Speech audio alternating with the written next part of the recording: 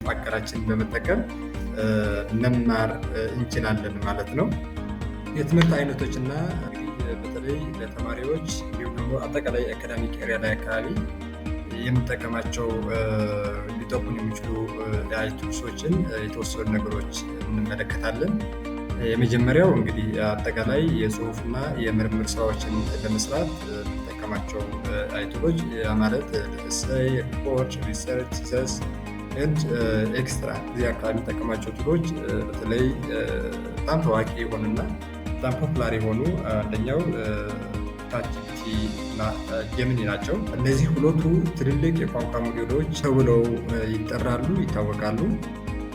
ቻትጂፒቲ እና ጀሚኒ ሁለቱም ትልልቅ የቋንቋ ሞዴሎች የሚባሉ የኤአይ አይነቶች ናቸው። በቀላል አነጋገር እነዚህ ሞዴሎች በጣም ብዙ የጽሁፍ መረጃ፣ መጻሕፍት፣ መጣጥፎች፣ ድረገጾች ወዘተ ላይ የሰለጠኑ የዲጂታል አንጎሎች ናቸው ወይም ደግሞ ዲጂታል ብሬን ናቸው ማለት እንችላለን። የእነሱ ዋና ዓላማ እንግዲህ የሰዎችን ለመምሰልና የሰዎችን ቋንቋ እንግዲህ አማርኛም ያካትታል ማለት ነው በመረዳት በማመንጨትና በመመለስ በሰዎች ዘንድ ተቀባይነት ባለው መንገድ መገኘት ነው ማለት ነው። እነዚህ ሞዴሎች እንግዲህ እንዴት ይሰራሉ ብለን የተወሰነ ነገር ብናይ ዘ ኮር ሜካኒዝም ኦፍ ቻትጂፒቲ ኤንድ ጀሚኒ እነዚህ ሞዴሎች አሰራር በአንድ መሰረታዊ መርህ ላይ የተመሰረተ ነው። ይህም አንደኛ ስልጠና ወይም ደግሞ ትሬኒንግ ነው። ይህ ማለት ምን ማለት ነው? ትልቅ ዳታ ሞዴሎችን በዓለም ላይ ከሚገኙት ትሪሊየን የሚቆጠሩ ቃላት እና አረፍተ ነገሮችን ላይ ይሰለጥናሉ። ስልጠናው ሂደት የቋንቋውን ጥለት ወይም ፓተርን ሰዋሰዋዊ አወቃቀር፣ የጽሁፍ ጭብጦችና በቃላት መካከል ያሉ ግንኙነቶችን እንዲማሩ ያደርጋቸዋል። በመቀጠል እንግዲህ ትራንስፎርመር አርኪቴክቸር የሚለው ነው። እነዚህ ሞዴሎች የሚጠቀሙት በአብዛኛው የትራንስፎርመር ወይም ደግሞ የትራንስፎርመር የተባለ ኔትወርክ አርኪቴክቸር ነው። ይህን ቃላቶችን በአውድ ወይም ደግሞ ኮንቴክስት መረዳት እንዲችሉ ያስችላቸዋል። ሌላኛው እንግዲህ መጠየቅ ነው። መጀመሪያ ትሬኒንግ ነው ብለናል። ሁለተኛ ደግሞ መጠየቅ ነው ወይም ደግሞ ፕሮሞቲንግ የምንለው ነው። ይሄ ምንድነው እንግዲህ ግብአቶችን ወይም ደግሞ እርስዎ ጥያቄ ወይም መመሪያ ሊሰጧቸው በሚችሉት መንገድ ለምሳሌ ኢትዮጵያ በ1996 ምን አሳካች ብለን ብንጠይቅ የዛኛው መልስ የሚሰጠን ወይም ደግሞ መጠይቆች ናቸው ማለት ነው። ኦርጋናይዜሽን ሞዴሎችን ማስቀመጥ ነው። አንደኛ ግብአት ኢንፑት የሚለው እንግዲህ እርስዎ ጥያቄ ወይም መመሪያ ሲሰጧቸው ነው ማለት ነው። ለምሳሌ ኢትዮጵያ 1996 ምን አሳካች ሊሉ ይችላሉ። ሁለተኛ ቶኮናይዜሽን የምንለው ሞዴሉ የሰጡትን ጥያቄ ወደ ቶኮኖች ይከፋፍላል። ቶኮን ፊደል፣ ቃል ወይም የቃሉ ክፍል ሊሆን ይችላል ማለት ነው። ሶስተኛ ምላሽ መስጠት ነው ወይም ደግሞ ጀነሬሽን የምንለው ነው። የመጀመሪያው ቃል ሞዴሉ የሰጡትን አውድ በመጠቀም ቀጣዩ በጣም ምክንያታዊ ቃል መሆን ወይም ሊሆን እንደሚችል ይገመታል ማለት ነው። የመጀመሪያው ቃል ከተመረጠ በኋላ ሞዴሉ አሁን ጥያቄውንና የመረጠውን የመጀመሪያ ቃል በመጠቀም ቀጣዩን ቃል ይገምታል። ይህም እስከሚፈልገው ርዝመት እስከዚህ ድረስ ወይም አረፍተ ነገሩ እስኪጠናቀቅ ድረስ ይቀጥላል ማለት ነው። እንግዲህ እዚህ ጀነራላይዜሽን መጨረሻ ላይ የምንመለከተው አውትፑት ወይም ደግሞ ውጤት የምንለው ነው። ሁሉንም የተገመቱት ቶኮኖች በመሰብሰብ መልሶን በአማርኛ ወይም በፈለጉት ቋንቋ አቀነባብሮ ይሰጣል ማለት ነው። እንግዲህ አጠቃላይ እነዚህ የኤአይ ሞዴሎች አጠቃላይ እንዴት ነው የሚሰሩ የሚለውን ነገር ስንመለከት በተለይ እነዚህ ሶስት ነገሮችን ትሬኒንግ ያለው ስልጠና፣ መጠየቅ፣ ምላሽ መስጠት ወይም ጀነሬሽን ያለው ነገሮችን አካቶ የያዙ ናቸው ማለት ነው። እንግዲህ የመጀመሪያው ቱል የምንመለከተው ቻትጂፒቲ ነው። እንግዲህ አንዱ ይሄ ሁለገብ መሳሪያ ከምንለው አንዱ ነው ማለት ነው። የኦፕን ኤአይ ሞዴል ነው ማለት ነው ቻትጂፒቲ።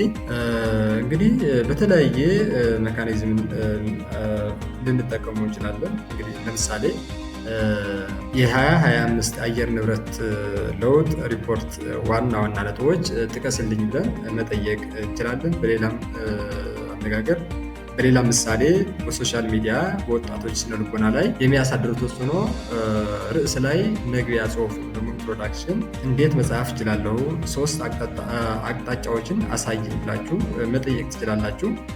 እንዲሁም ደግሞ ከተሰጣችሁ አሳይመንት ጋራ ወይም ከምትፈልጉት ርዕሰ ጉዳይ እያይዛችሁ መጠየቅ ትችላላችሁ ማለት ነው። ዞሮ ዞሮ ግን ጽሁፉ በቀጥታ ኮፒ ማድረግ ግን አይመከርም። እንግዲህ ቻትጂፒቲ አጠቃላይ ጥቅሞቹ አንደኛ የመማር እርዳታ ወይም ደግሞ የመማር እርዳታ ነው።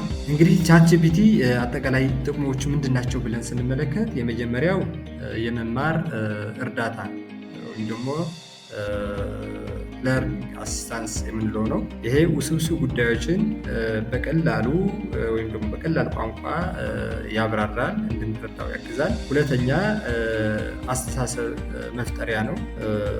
ይሄ ለፕሮጀክቶች፣ ለጽሁፎች ወይም ንግድ እቅዶች ወይም ደግሞ ለንግድ እቅዶች ፈጠራ ሀሳቦችን ይሰጣል ወይም መስጠት ይችላል። ሶስተኛ የትምህርት ድጋፍ ነው።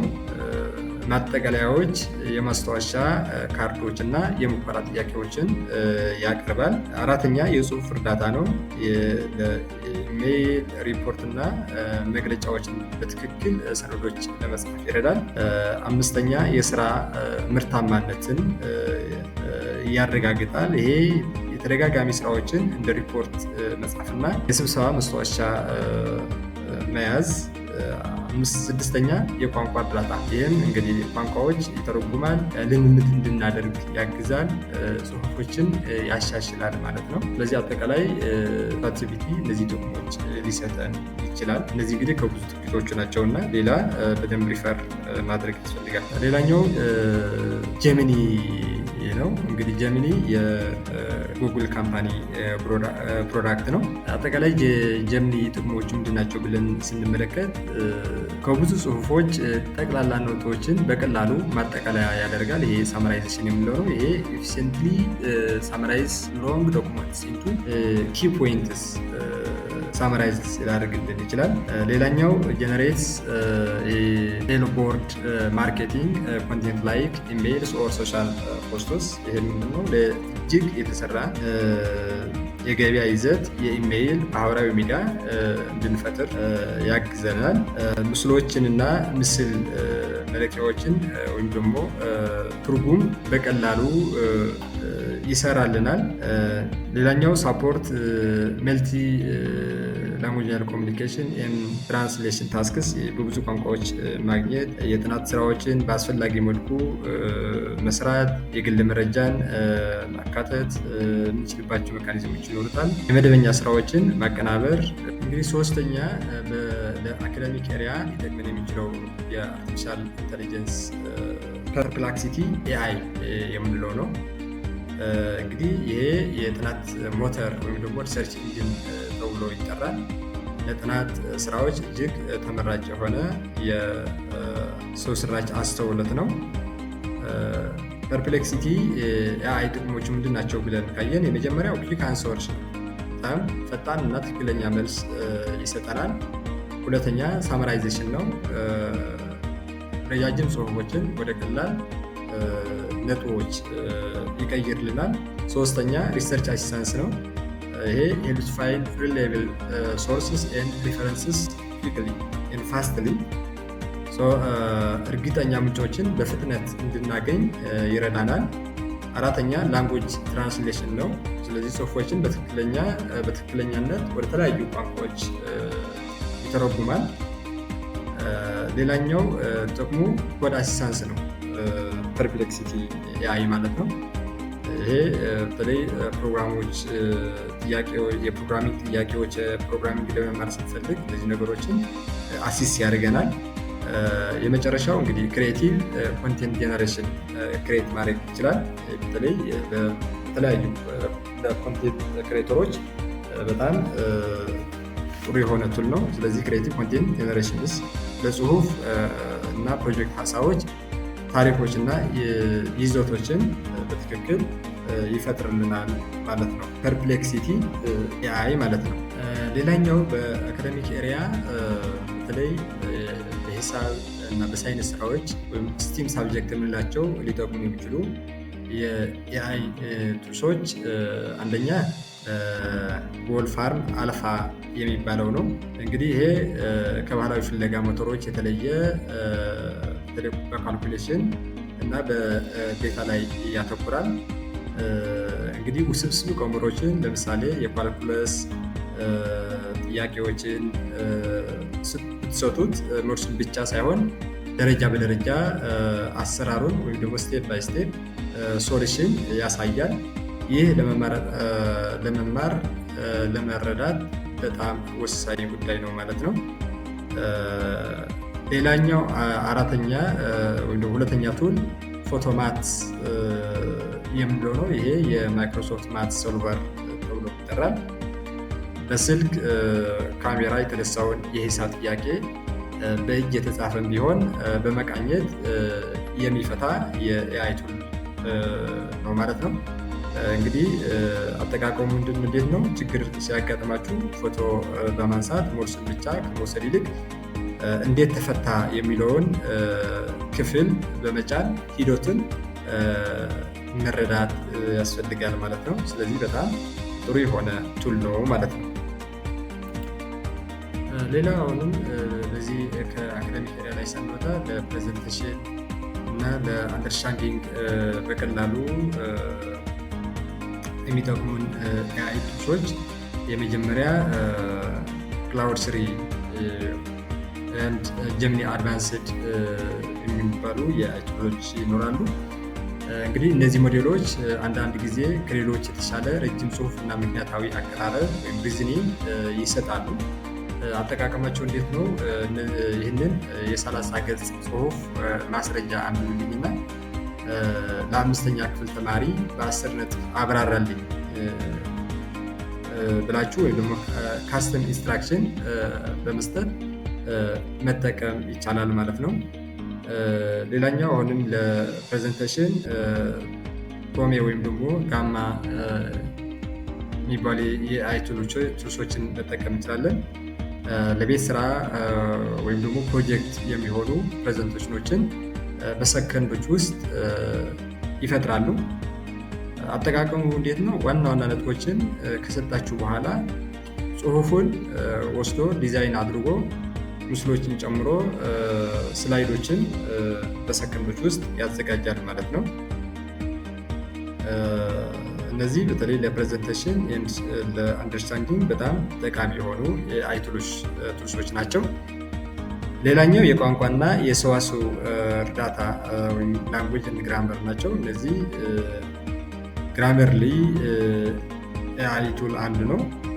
ቋንቋ ስህተቶችን፣ የአጻጻፍ ስታይል እና ግልጽነት የሚያስተካክል መሳሪያ ወይም ደግሞ ኤአይ ቱል ነው። አጠቃቀሙ እንዴት ነው? ለእንግሊዝኛ ጽሁፎች ወሳኝ ነው። ዋናው ነገር ለምን ስህተት እንደሆነ የሚያስቀምጥልን ነጥብ በነጥብ ነው ማለት ነው።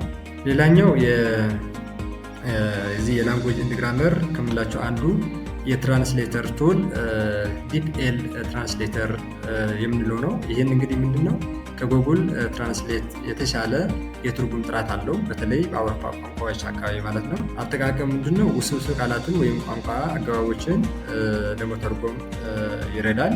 እንግዲህ አጠቃላይ በመጠቀለያው ኤአይ ለተማሪዎች አዲስ እድል ነው፣ ግን የትኛውን መሳሪያ ለምን እንደሚያገለግል ማወቅ ወሳኝ ነገር ነው ማለት ነው። ስለዚህ ቻትጂፒቲ፣ ጀሚኒ፣ አጠቃላይ ፐርፕሌክሲቲ ኤአይ ለጥናት፣ ወልፍራም አልፋ ለስቲም እና ግራመርሊ ለቋንቋ የእናንተ ምርጥ ጓደኛ ሊሆኑ ይችላሉ ማለት ነው። እንግዲህ የኤአይ አጠቃቀም የግል አስተማሪና ረዳት እንደማግኘት ይቆጠራል። እሱን እንዴት በጥበብ እንደምጠቀምበት መወሰን ዋናው ነገሩ ነው ማለት ነው።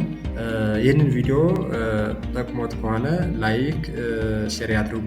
የትኛውም የኤአይ መሳሪያ ለእርሶ የበለጠ እንደሚጠቅም ኮሜንት ያድርጉ።